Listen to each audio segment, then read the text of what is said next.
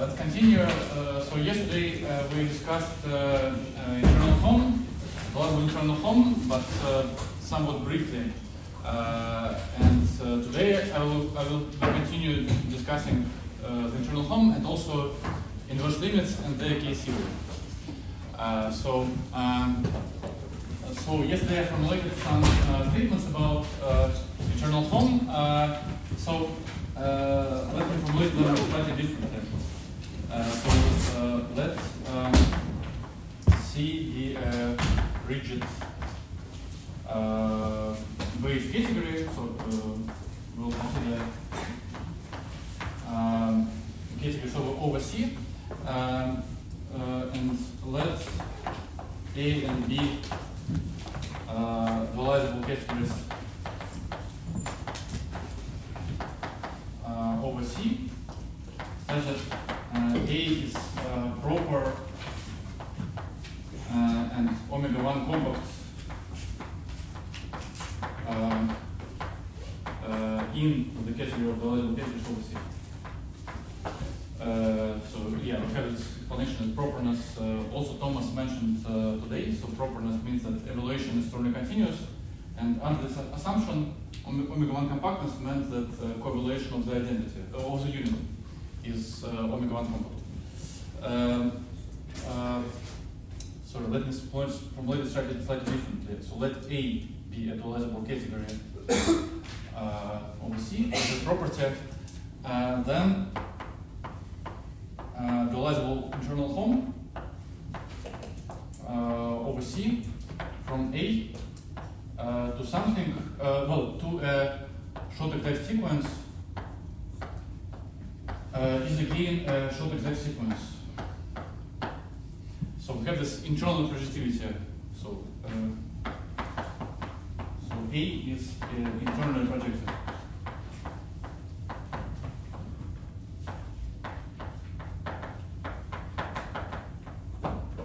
And basically, if you think about it, this already implies, together with the fact that functors from A commute with omega-1 critical limits, this implies that for regular cardinality kappa, which is uncountable,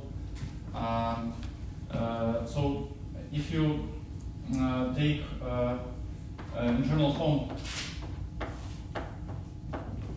from A to B, and so with the same assumptions on A, and you take its universal Gauss invariant commuting with kappa critical limits, then this is the same as internal home from u log kappa of A to u log kappa of B. Basically, before passing to motifs, you see that you have tethering with A and you have internal home from A. And because so these are adjoint functors, but internal home from A will commute with omega-1 critical limits, and this just sorry, I have a question. So here you are assuming that A is omega-1 compact, but do you have any example which is not stated by omega-1? We said that it's proper, but not omega-1 compact. Proper and dualizable over a rigid base. Okay, so non-example. Let's see the spectra and A products over points of the unit interval of corpus of spectra. Okay. Well, it depends on the continuum hypothesis. Sorry? That this is a non-example depends on the continuum hypothesis. You're right. Okay, let's make it just put omega 2. 2 to the. Yeah. Sorry. I don't know why did I assume continuum hypothesis. Usually I don't do it. I think you assume that it's false. Yeah. I'm so sorry, you confused me. I didn't assume. You assumed that it was false. No, I mean omega 1 compactness, this case will be omega 1 compact only if I take the product of the countable set. But you can prove, I guess, that unit interval is not. Oh, right, yeah, sorry.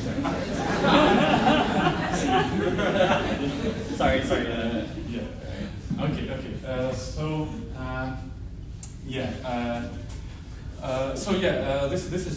So if you consider localizing motifs like this version of localizing motifs when this cardinality is greater, so if the cardinality is uncountable, then already this statement implies that we have this specification of the internal home. Just to clarify, so the corollary is the same assumption on A is. For A is above. A is above.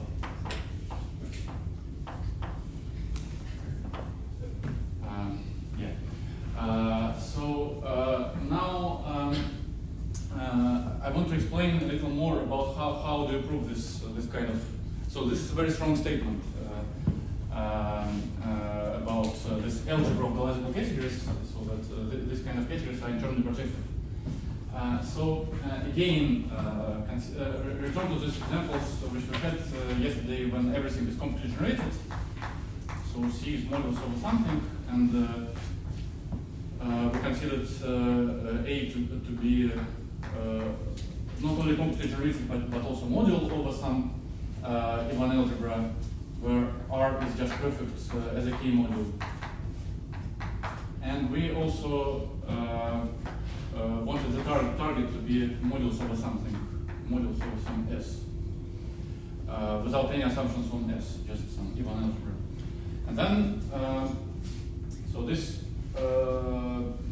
the key statement which I wanted to at least sketch is that this functor representations are in omega 1 compact as modules, two representations of R in the Kalkin category, countable Kalkin category of S, that this is homological epimorphism. Let's just try to prove this by brute force. Just prove it. Consider. So remember, this category is just the same as taking bind modules. So let's say left action of R and right action of S, and again we take omega 1 compact objects. And so let's just take two objects here, M and N. So we take two bind modules, which are counter-represented by modules. And we want to prove this statement. And let's call this category E. Let's say. Let be D, and this will be E. And we want to show that when you take from in D from something to N, and tensor over D. Remember, this is like in the object of D, but you also think about it as a right module over D. So tensor over D with home D from M to something. And we want this to be the same as just home in D from M to N. And basically, Sorry, we're getting the F's, right? Sorry, this will be too easy. Yeah. Sorry, this is just true. Yeah, so this is true. Let this functor be F. So we want home in E from F of something to M, home from M to F of something. Sorry. And you probably want F of M and F of M? Yeah, home in E from F of M to F of M.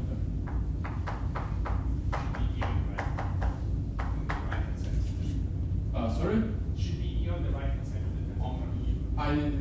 Yeah, from E. No, here, on the right hand side, yes. So we want this plus essential selectivity of F after retracts.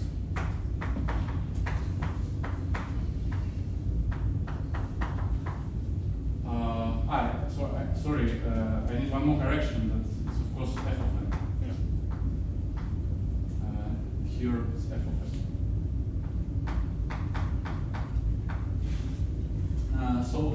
Now if you just let's ignore essential associativity for a moment. So if you just write down this homes between the images of these guys in representation of R in the Kalkin category, we're reduced to proving the following. So this is reduces to the following. Sorry, I mean this part. The first part about isomorphism. So this part reduces to the following: that we just take quotient cohomology. I don't know what is the less confusing notation for topological quotient cohomology. I think the ones in the literature are quite confusing, like THC, of R with coefficients in whole over S from something to S. So are you working over K? Sorry? Are you working over K? Sorry, I mean THC relative to K. Yeah, sorry. I can just write HH, but I think HH is just HH bullet, but then I'm passing to homological groups, and then like what is the less confusing notation? People just don't write anything about quotient homology, so for that reason there's no standard notation. But here it appears naturally. So you consider this as a functor, and sorry, it should be n. And you multiply it over t with another functor, which is like THC R with values in home over S from M to S tensor something. Where something is an object of T, so is an object of this category bimodals. And we want this to be the same as THC relative to K of home over S from M to S tensor n. So, I mean, this quotient homology appears naturally when you just consider the difference between morphisms of bimodules and morphisms of representations of R in the Kalkin category. So the difference between these homes are given by this quotient homology with values in bimodules.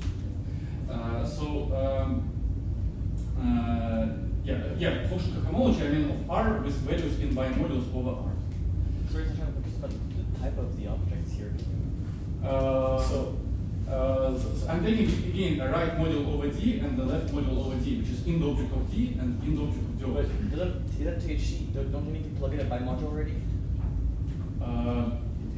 With this argument, so bar is a bimodule. Okay. Bar is bimodule. But I can still take the home over S, ignoring the R module structure. Yeah. So basically, I'm taking the quotient homology of R with coefficients in an R bimodule, and the same here. And I want the result to be this. Then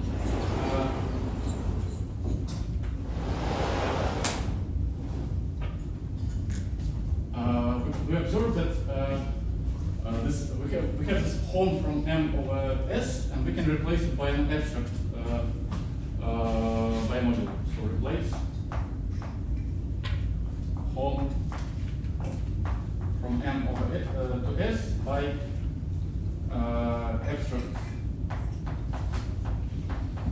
say A, which is contained in also in bimodules, but now S is acting on the left and R is acting on the right. So we want that the quotient homology of R with coefficients in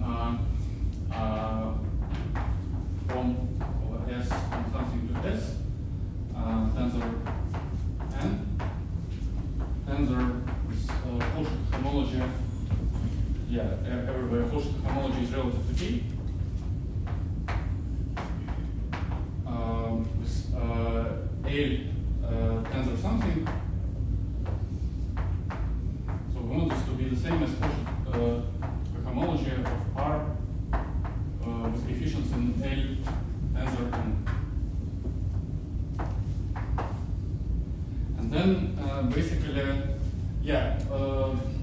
tensor product is over T, over the case group by modulus. And then basically this end objects, end object of D and end object of the opposite, both of them are far from being representable, so a priori this tensor product is tricky, but here we can write them as physical limits of representable objects. So basically this THC are coefficients in I need some notation. So we can choose approximation. So choose approximation of all our objects. So of n as a physical limit over some j of nj, and a as a physical limit over some mi, where mi and j are compact bimodules. And also choose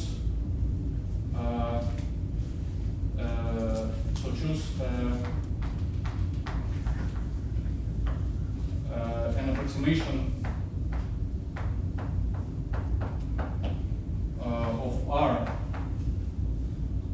in bimodules over R of the diagonal bimodules. So R is a coordinate of some, say, xn, where xn is perfect bimodule. So colimit of a sequence. Yes. So here you replace this form SMS by this abstract module R, module Yes. L. Yes. Then do you mean that the previous what you want to show is true? Is for true n? under this, for this more general, in this more general situation. When And this in L- particular, it has no restriction on it because previously you Yes, said, okay. previously it was dual to something, but now it's dual to something over S, but now it's just anything. So in particular, this statement is true for any m instead of just the omega 1 compact class. Yes, that's true. Yeah. Okay. In fact, the only countability which is important here is that R, we require that R is actually perfect as a K module. In particular, the R as a bi-module is counter-represented. This is important. This is the only countability which is relevant here. All the other is not so important. The other countability conditions are not so important. So we choose such approximation. So in general, if our categories are not compactly generated but dualizable, then this will be approximations not by compact object but by compact morphism. So this will be just by head. And then let me not give too much details, but just so apply fact 1 and then fact 2 to the following quadrifunctor. To the quadrifunctor an opposite cross I cross J to modulus of K. So nk ij goes to home over R tensor R opposite from xn tensor xk over R to I guess it should be AI tensor ng. Holding MI on Sorry? Really? Ah, Yeah, sorry, yes. It is supposed to be yes. Yeah. Sorry? In your line after this, you still have an MI. Really? It's not a compact line. I think you just like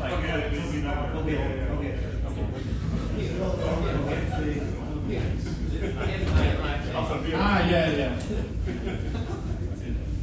Sorry. So basically, it's kind of a special case of yesterday's explanations about how to permute limits and colimits. Basically, you just apply them in this situation. And the assumptions are satisfied. You can easily check this. That's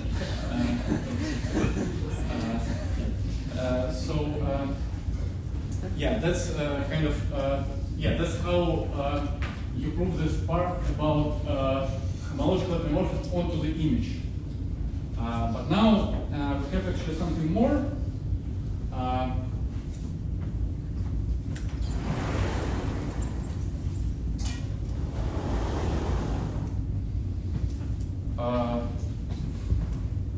Actually, the proof shows the following. Let's say, we can see that the case where all our cases are modules over something, and let's also assume that we have a functor which, for simplicity, extension of scalars. So for a map of Ivan algebras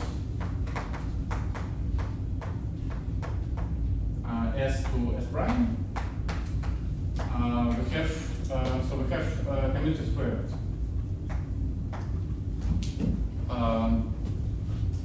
So we take the less internal home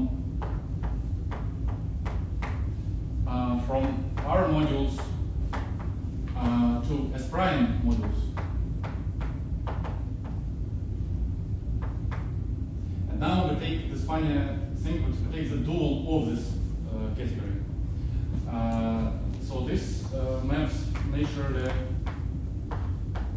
to dualizable internal home of from mod R to mod S. Now here we have again dual. So this is basically the dual of the functor which comes from the extension of scalars from S to S prime. And now this embeds into completion of the opposite category. So we take the superstations of R. Sorry, the dual here, you mean the dual inside dual or the dual? No, I mean these are dualizable categories and then okay, the ordinary dual. Yeah. Sorry, I think there is a remark which we should mention some time ago, that the duality becomes a covariant involution on the category of dualizable categories.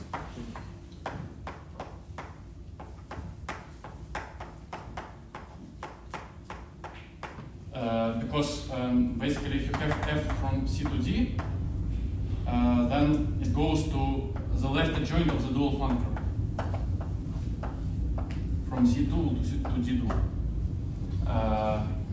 But here I'm taking just the dual functor in this usual contravariance. So it's right adjoint to this.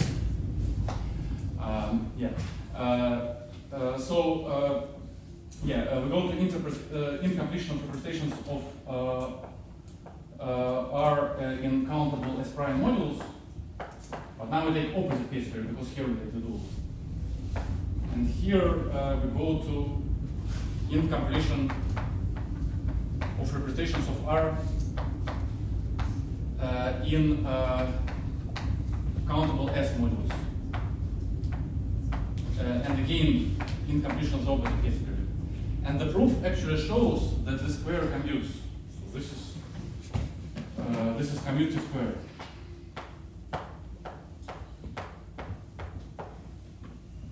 And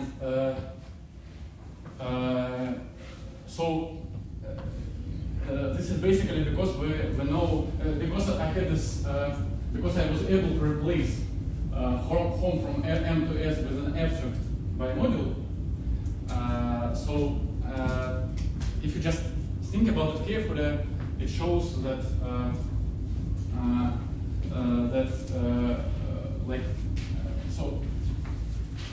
so basically this category, so it is generated by a particular end object. So it's generated by THC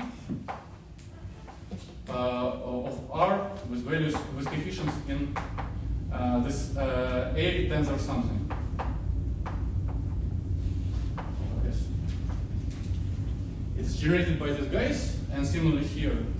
And then you just see that this, so basically when you prove such commutativity, you need to show that you have analogous object here, and you just take its image under the lower horizontal functor, and you see that the image will be contained here. It's sort of formal manipulation, but it's a very tricky observation that this happens. This is only true. Such square only commutes when you pass to the dual categories. And then using the fact that duality is a covariant evolution, in particular it commutes with all limits and colimits, you deduce the internal projectivity. So let me just spell it out. So these arguments are quite tricky. I mean, you need to be very careful with them. But the corollary of this commutative square is that if you know that, so again, with simplicity we're talking about not arbitrary functors of the scalable cases, but just about functors coming from extension of scalars. And corollary is that if S to S prime is a homological epimorphism, then the functor from the Leibniz internal home from mod R to mod S to the Leibniz internal home from mod R to mod S prime is a quotient functor, is a localization. So this is a quotient functor.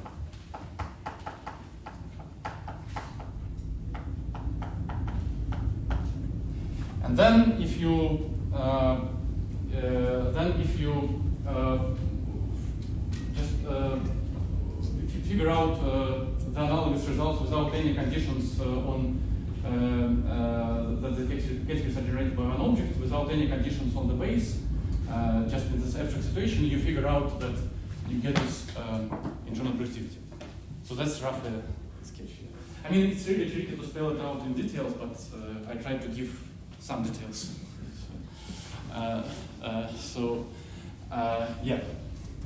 This is how you get internal projectivity of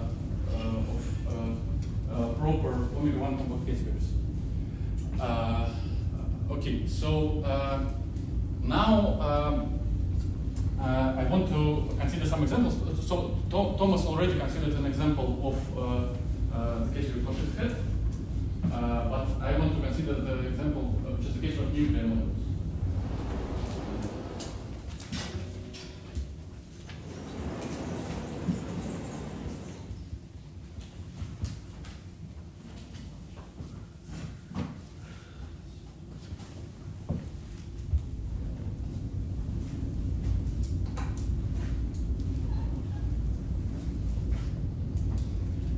So example, but it will be not the original version of the nuclear category, but different but closely related one. So consider,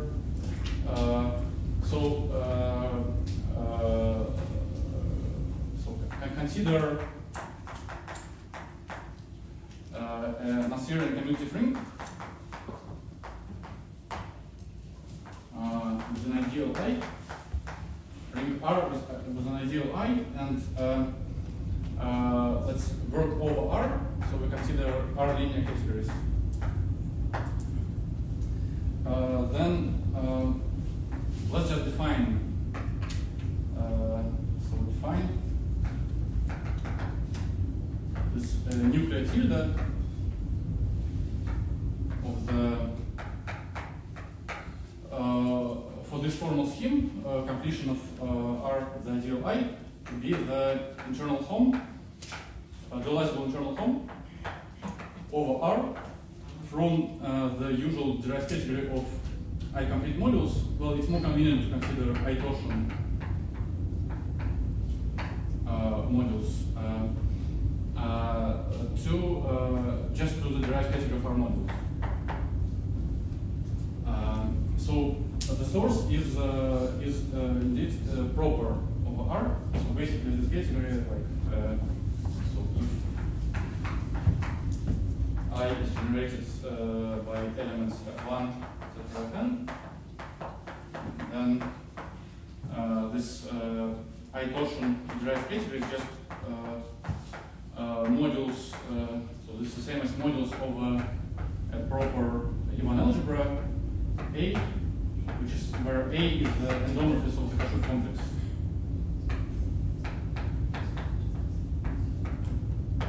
Sasha, is there a way to see from this definition that you have a tensor structure on this nuclear category and it's rigid? Yes,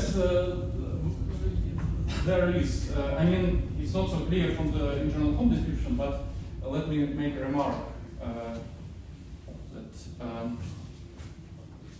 Isn't there a multiplication on Sorry? Isn't there a multiplication on the I-torsion? There is, but let me just formulate it slightly different. So let C be a locally rigid category, like for example, like this one.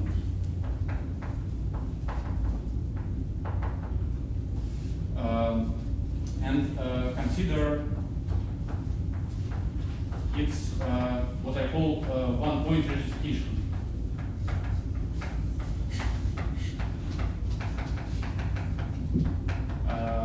Let's just call it C+, which is this is a full subcategory of int of C, which is generated by colimits by the image of y hat of C and the unit object. So, for example, one-point rigidification of I-torsion derived category is just derived category of the completion.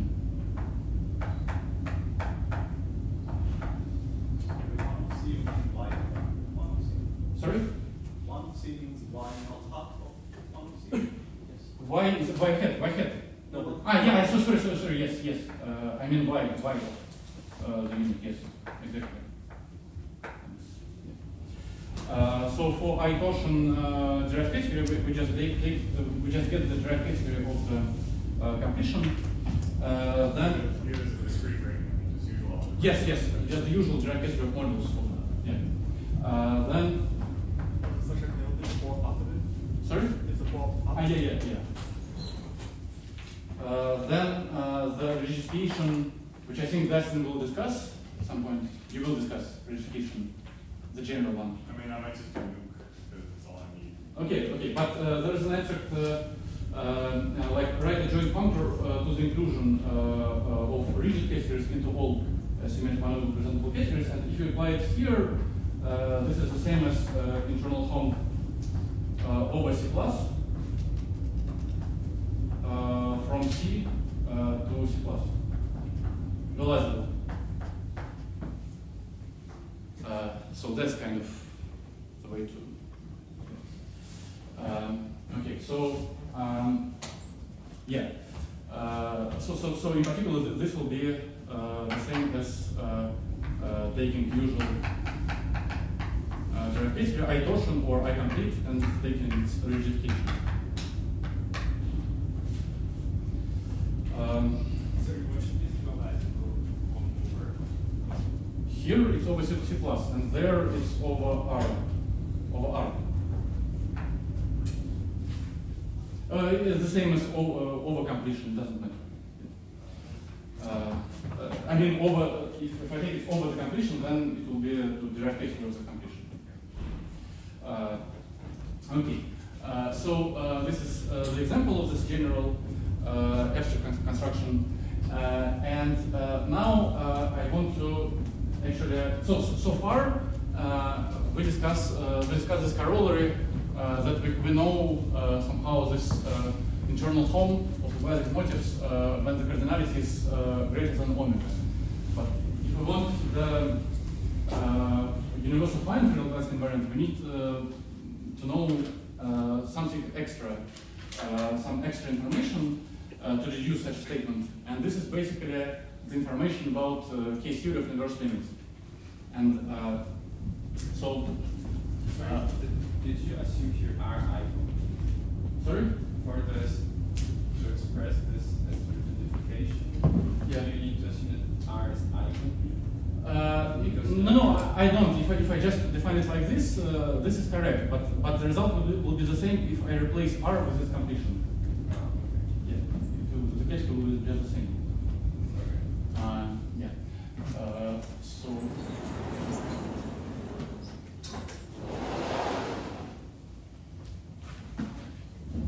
How do the functionalities work out here? Sorry? The home rule perspective, suggests a contravariant functionality and the original perspective. Yes, but the categories are self-dual. I mean, registration is of course covariant construction. This is contravariant, but this like it depends on functions from where to where you're considering. So if you're considering closed internal home, where the input are linear categories, then of course taking home from something is a contravariant operation. But I mean, this relation of this registration was only for this particular category. So there is no contradiction.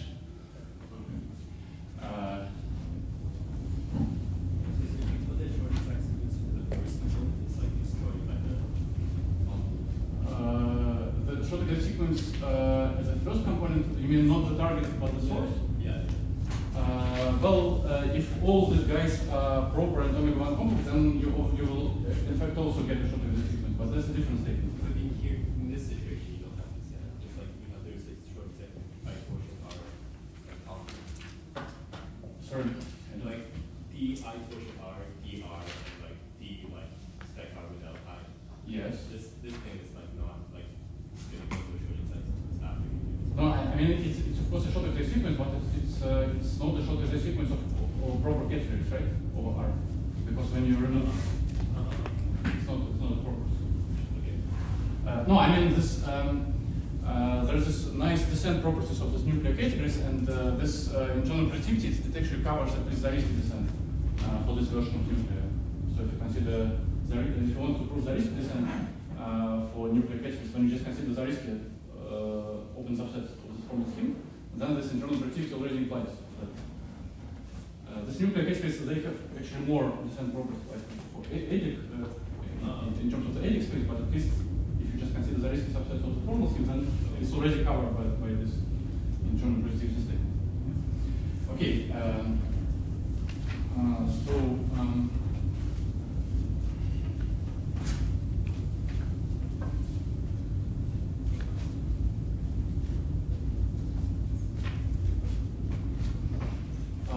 Okay, so now I want to first discuss the relation of this construction with of the internal home and inverse limit, and sketch the proof of the statement about commutation of case theory with inverse limit.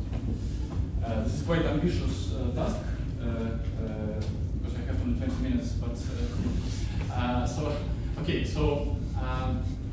consider this.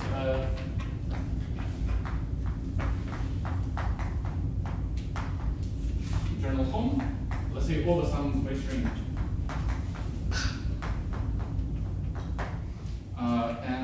Again, A is, int of A is proper and omega 1 compact in the dualizable world, so A is proper and omega 1 compact in the world of small cases.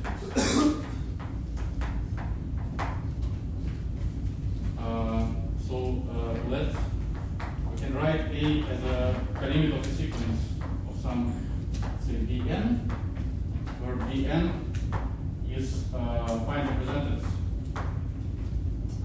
category over E. Finally represented is just a word for omega for compact. Take approximation by compact categories over key by a sequence of such. Then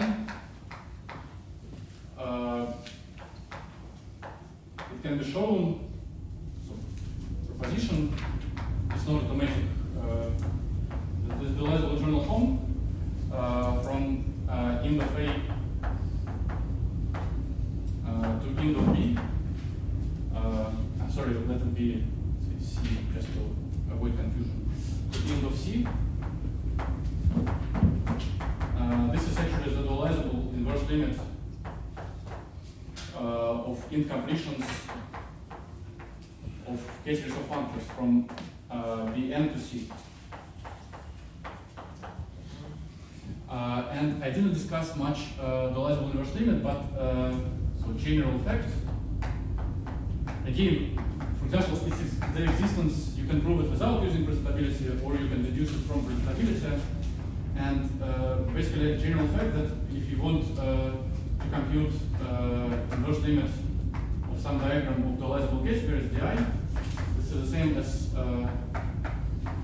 first you understand what is a dualizable kernel, and this is a dualizable kernel of functor from incompletion of the usual limit of omega 1 complex objects to incompletion of the usual limit of continuous countable Calkin categories. And actually, to get a feeling of this, let me just leave it as an exercise. So if you know Achille-Matthews' notion of descendable algebras, just check that the functor from infinity rings to dualizable categories, which R goes to modulus over R, and that this sheaf in the descendable topology. This is a nice exercise on first to understand what descendable means, and then to understand what dualizable limit means. So if you want to understand both, it's a good exercise.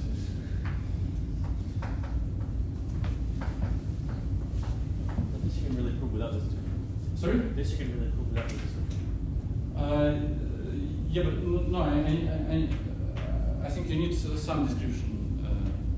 I think you need to consider the limit of Calkins over delta. Okay, we can discuss it.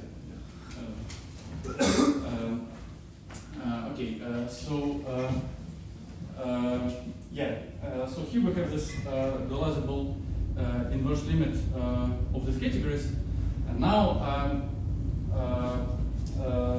theorem, which is a special case of homogeneal result, is that in this particular situation, case theory actually commutes with this inverse limit. So case theory of this limit, continuous case theory of such a limit,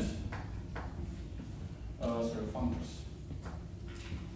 incompletion of functors,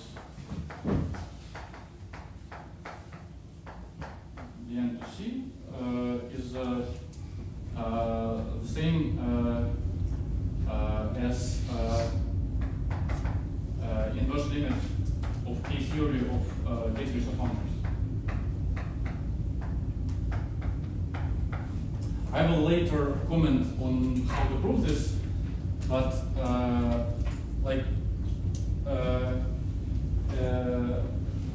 so you can prove another statement that for any n there exists m greater than n, such that the second statement we will discuss in some detail tomorrow. For any n there exists m greater than n, such that the function from the n to the m is trace class in the world of small categories. So remember, the notion of trace class makes sense in any closed symmetric monoidal categories. Symmetric monoidal categories. So this is trace class in small stable infinity categories over the base ring. And using this, so combining this, so these statements together actually imply that at least when you compute KK theory for A and C, this is the same as same as inverse limit of K theory of functors from the N to C.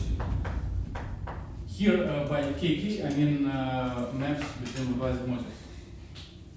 So from U log of A to U log of C.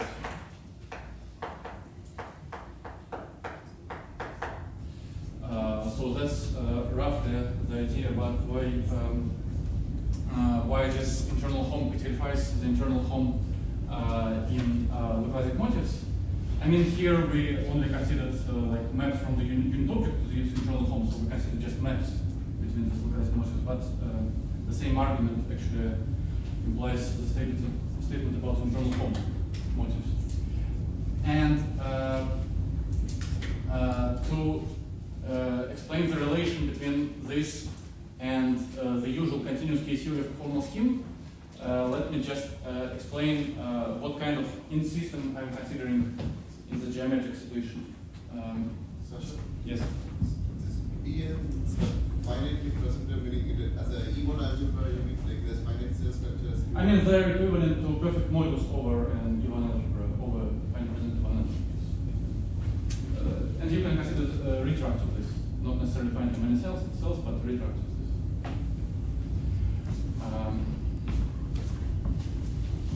Okay, so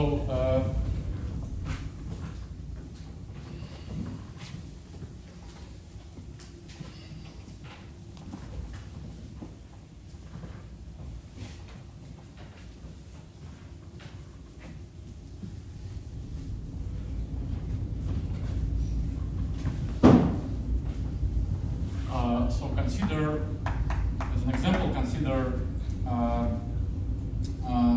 the base ring to be just polynomials in one variable, and consider case theory A to be perfect X torsion complexes over Z of X.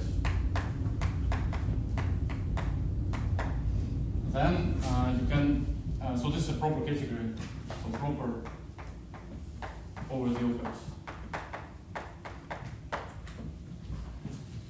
Then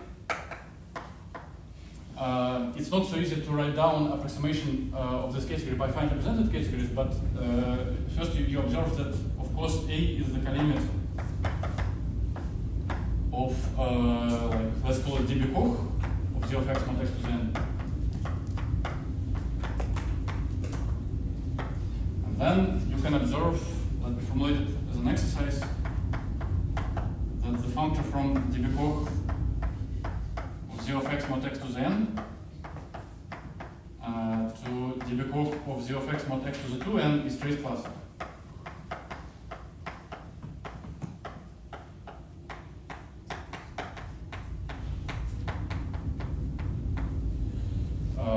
In categories over Z of X. Small categories over Z of X. And so, so in particular, so we have, so this in system, so if you consider this as an in object, so this in system, dB Koch of Z of X mod X to the N is just equivalent to any finely represented approximation.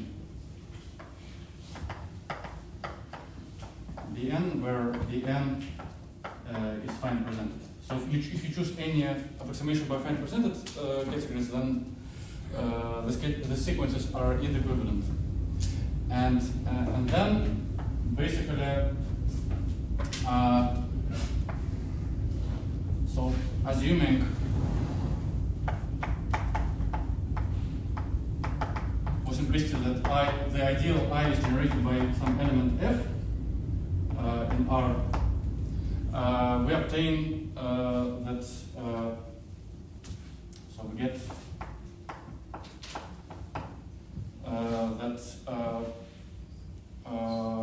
so we get this continuous K theory of generalizable internal home. So of my version of nuclear category, so this nuclear tilde of Ri hat. That this is the same as KK theory over Z of X from this extortion perfect complexes to perfect R modules, where the X linear structure on R comes from this element F. And then you basically obtain that this is the same as inverse limit of K series of functors from the epoch of Z of X mod X to the N to perfect R modules.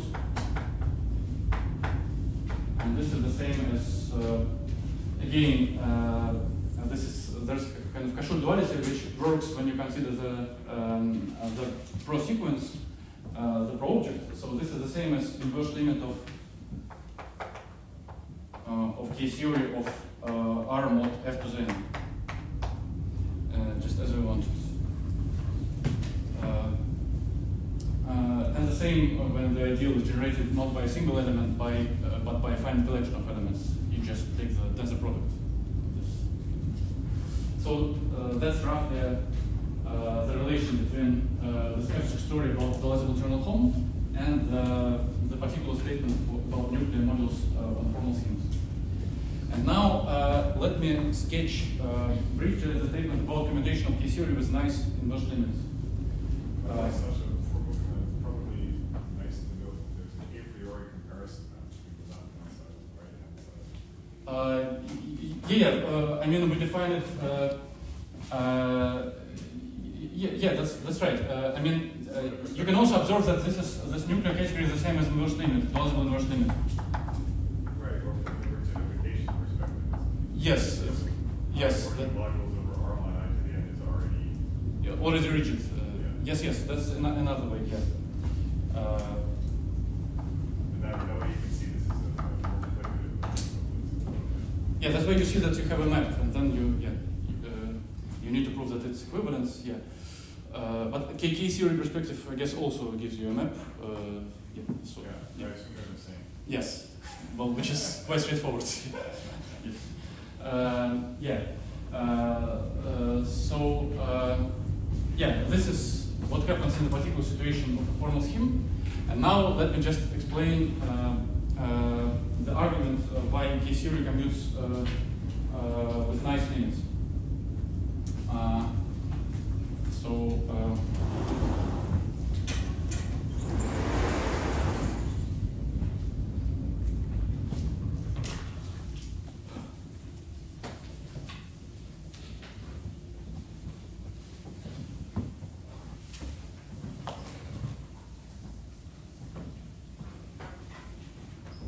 This result about K series of inverse limits can be formulated for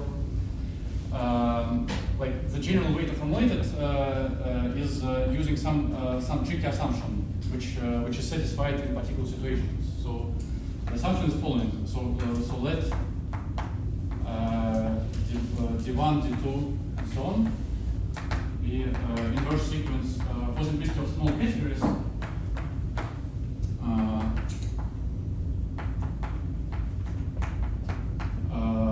Such that for some reason we know that such that the following assumption holds. So such that the functor from the usual limit of omega 1 compact objects to the limit of countable categories of Dn, that this is homologically morphed.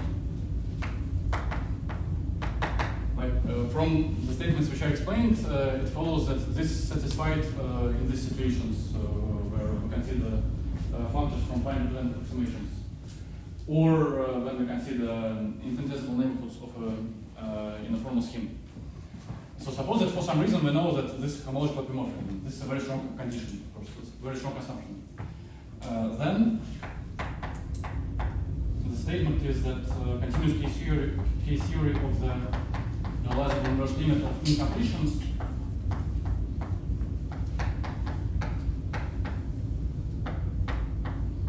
is the same as inverse limit of K theory of Dn. So assuming only this, we deduce this commutation. And the idea idea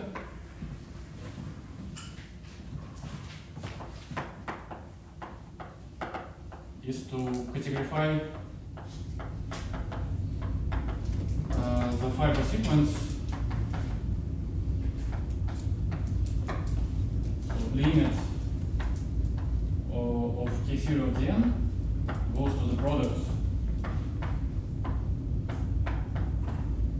of K0 of Dn and again to the product of K0 of Dn. And roughly the way we do it, we first observe that because of our assumptions, it follows that, so step one, we just observe that continuous K theory of the less converged limit is this after shift. So this is omega of the K theory of the usual limit of Halkin categories.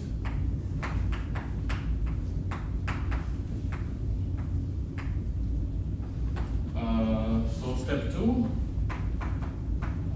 we use the statement about this completed semi-orthogonal decompositions, which I already explained when we were discussing shift on the line.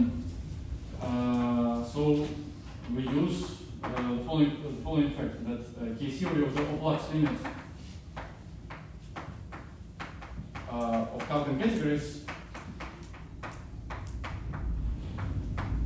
is the same as,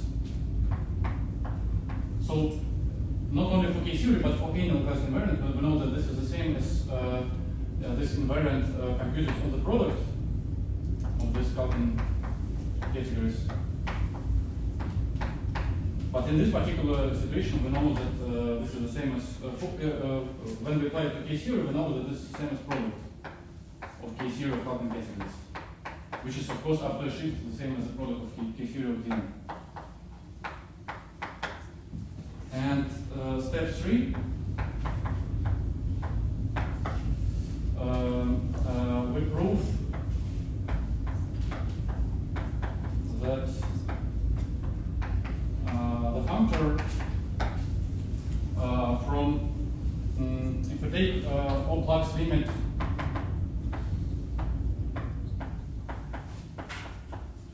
of Oplats limit of countable incompletions,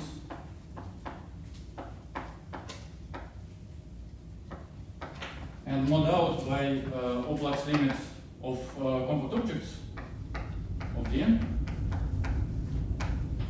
that the functor from this to the Oplats limit of Halkin categories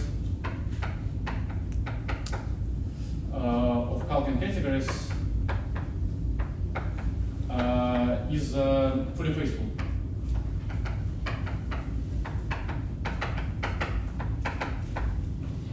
This is a little bit crazy computation, but less crazy than fact 2. If you want to, some ordering of craziness, yeah. Then yeah. So after we know this, it remains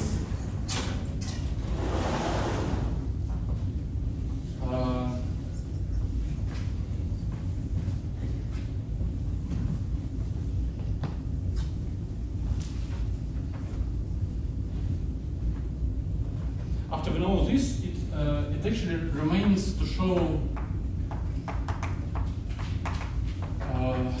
that if we take the double quotient, so we take Oplats limit of countable incompletions, mod out by the Oplats limit of Dn, and also mod out by the actual limit of countable incompletions. But this is actually K equivalent. So there is a K equivalence between this and just the product of Halkin categories, countable Halkin categories.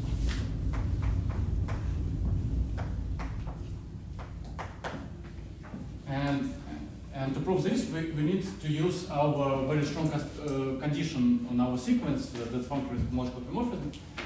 And then you can construct a functor in the opposite direction and sort of directly, carefully check that the classes of the coalitions are both the same as identity. So that's roughly the sketch. I think I should stop.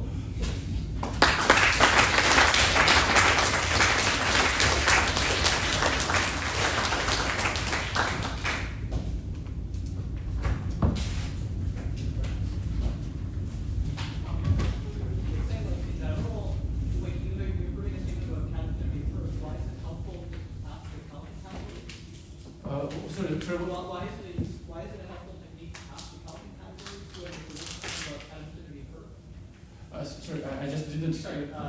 Why is it helpful to work with counting categories when you're proving a statement in additivity curve?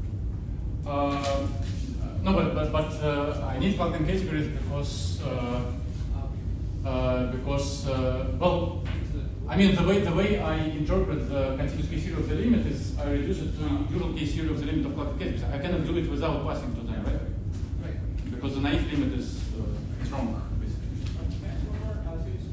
The logic. So it proves the statement about non-commutative modes that internal non used with being non-commutative modes that Yes. goes through the continuity theory. Is that right? Yes, if we want to define the reversion, then we need this extra knowledge. And basically, let me mention. So we get so in particular.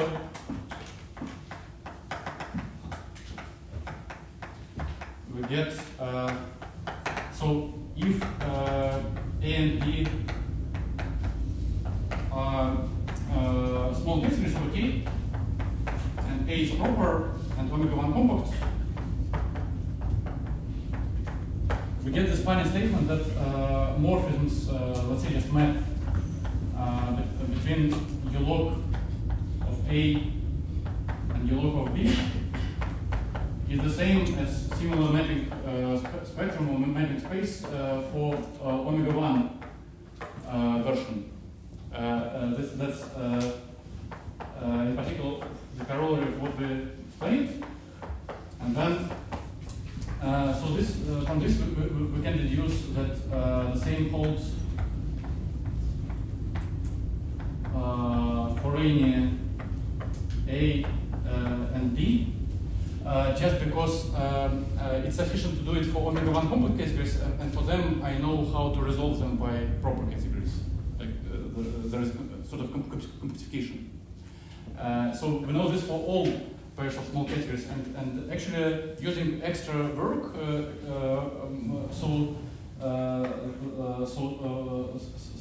Володя Снила, Maxim Ramsey, and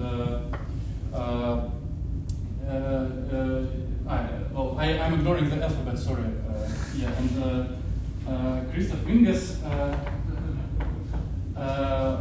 proved that using extra work with localized motifs, they proved that actually the categories turn out to be equivalent. So basically, the version of localized motifs, the finite version is just the same as the version where you require commutation with omega 1 fixed coordinates. And the functors, the universal localized invariants are just the same, which is quite surprising. So it follows from my computations, which I sketched, and from the extra work about how to represent localized motifs as localization of categories. Yeah. Which is and I think it shouldn't hold for higher cardinalities, but this might be independent of this. This might be true, but independent.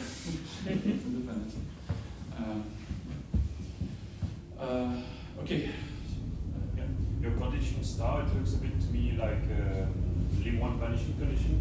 So do you have? Well, from the point of view of the secondary homological algebra, in terms of categories, it looks like a vanishing of lim. Is there some kind of meta-Leffler criterion then for this? I actually have what I call a meta-Leffler sequence, the notion of meta-Leffler sequence, but it doesn't really relate it necessarily to lim1. It's a certain condition about nice behavior.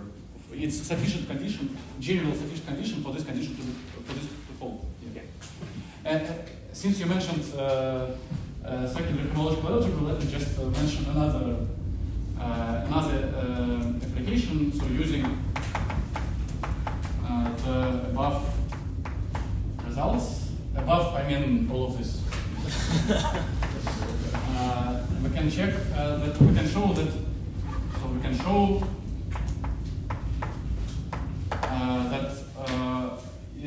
that in the world of small categories, so in small categories over K, when you take functors from a short exact sequence of omega-1 compact categories to Kalkin squared of anything, so second iteration of the Kalkin construction of some category A, this is always short exact sequence. So you get this sort of omega-1 injectivity of Kalkin squared of anything. So this follows from, I explained previously the statement about internal projectivity, but if you do some careful diagram chase, secondary two categorical diagram chase, you can deduce that Kalkin squared of anything is omega-1 injective. So I don't know like what should be this secondary homological algebra, but at least I have the statement. Maybe let's keep other questions for later, and let's thanks again.